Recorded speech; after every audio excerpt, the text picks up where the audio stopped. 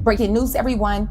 Donald Trump is pushing 4 new changes to credit and credit scores starting in the month of March 2026. Now, with these changes, 2 of the changes is going to be positive out of the 4, and this will help consumers. But the last 2 changes will affect consumers negatively. Now, with the last change that's mentioned, over 20 million people will be denied for bank funding and credit.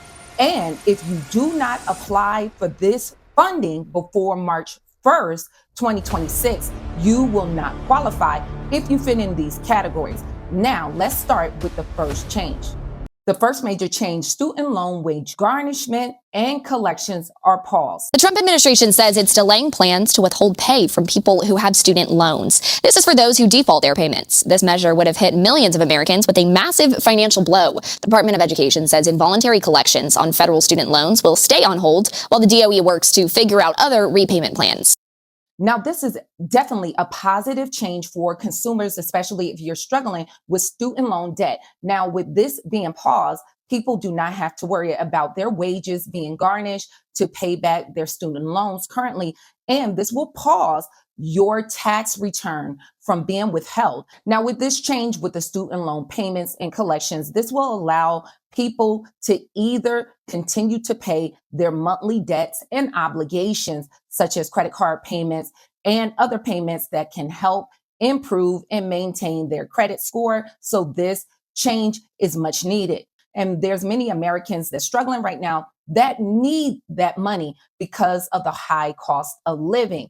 And additionally, they will be looking at second chance loan rehabilitation. This is for people with late payments that you will have a second chance to rehabilitate that loan. So they are working on a layout in March to roll out for consumers and student loan borrowers. So this is positive. But please note, currently, they're still reporting late payments. So if you do have student loan debt, continue to make those payments on time. So make sure that you just don't miss your payments because it's currently reporting negatively on your credit report.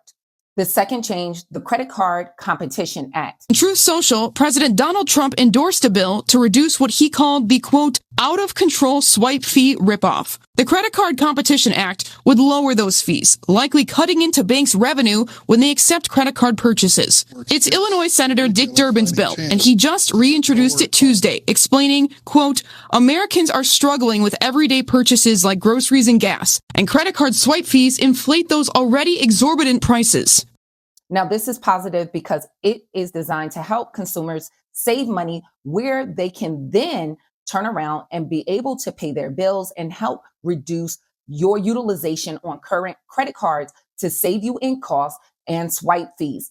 The third major change is the CFPB changing its guidelines on submitting complaints to the CFPB. Credit and Consumer Reporting Complaint Notice, when you must first dispute the complaint with the CRA before submitting a complaint against a credit or consumer reporting agency about inaccurate or incomplete information on your consumer report. You are required by law to first dispute the information directly with the credit or consumer reporting agency. 15 USC 1681IA and E. You can learn more about how to submit a direct dispute here.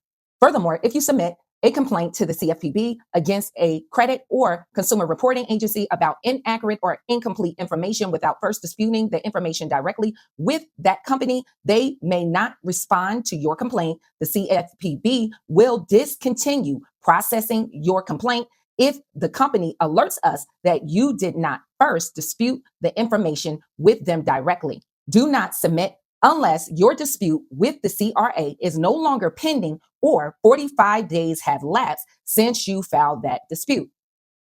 Now, this change by the CFPB is totally against the consumer because they were established to actually protect you. Now, what they're saying is, in order for you to submit a complaint against the credit bureaus or a creditor, you must first dispute directly with the credit bureaus or that creditor and give them 45 days to respond. And so this is going to lead to you definitely needing to dispute anything negative on your credit report, or they will not even process your complaint and possibly ignore it if the creditor or the credit bureaus claim that you did not send them a dispute or a complaint. It is imperative that when you submit your disputes that you do it certified mail, because you already see this is a setup to discourage you from challenging this negative information. And with me and my dispute package and my elite credit system, I actually use affidavits. This is a sworn legal statement along with the disputes that makes our disputes way more effective to challenge this information. And you better make sure that you stop making these dispute online, especially with this change, because then you don't have any proof that you submitted your dispute by doing it online. And it's actually playing in to the advantage of the credit bureaus. And they charge the creditor $1 every time you dispute things. So they're making more money to actually work against you. Now, with my elite credit system, users like Greg was able to remove a collection within 12 days. So if you need my help with your negative items with my AI software and my credit coaching, the link is in the description of the video and in the pinned comment section. But you can see that this is a ploy to stop people from removing negative items off of their credit report. And this is working totally against the consumer. Number 4, SBA loans restricted to citizen-owned businesses only. And now the Trump administration will limit small business loans to U.S. citizens and U.S. nationals beginning next month. Starting March 1st, green card holders and foreign nationals will no longer be eligible for loans from the Small Business Administration, or the SBA. The SBA was established to support entrepreneurship, including counseling, capital, and contracting. Since 1953, it served as the nation's go-to agency for small businesses. Under the new rule, businesses eligible for loans must verify full ownership by U.S. citizens or U.S. nationals. Those owners must primarily live here in America, and if a business will be ineligible if it's had a foreign national stakeholder in the 6 months before the application. While the new rule prevents green card holders from receiving SBA loans, it doesn't bar non-citizens from owning businesses or procuring conventional financing from private banks. Now, this is a big one because now when it comes down to SBA loans, in order for you to get funding and qualify, all that ownership of that business must be 100% owners that are U.S. citizens. If you have one person that's simply a green card holder, you will not qualify.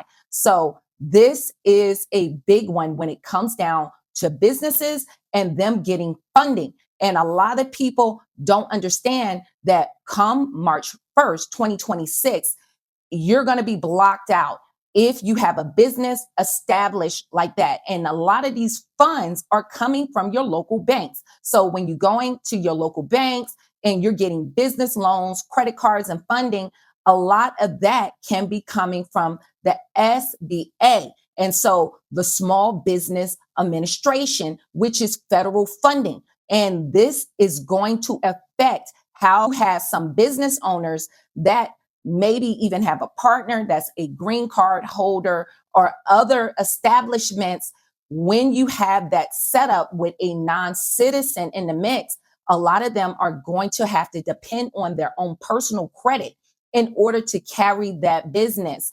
And you're going to have to wait 6 months, even if you remove that person from ownership, where you'll be able to apply for that funding. So it's not like you can just remove that person and the next day go and apply for that loan.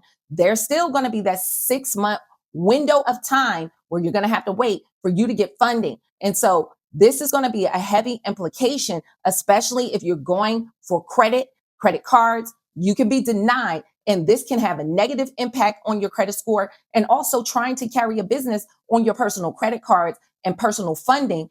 This is going to impact people's credit scores negatively. So hopefully this information was helpful. If you have any questions or comments, leave it in the comment section. More detailed questions for me, you can go to my website, and all your questions go directly to my cell phone. I hope to see you guys in the next video. Stay tuned.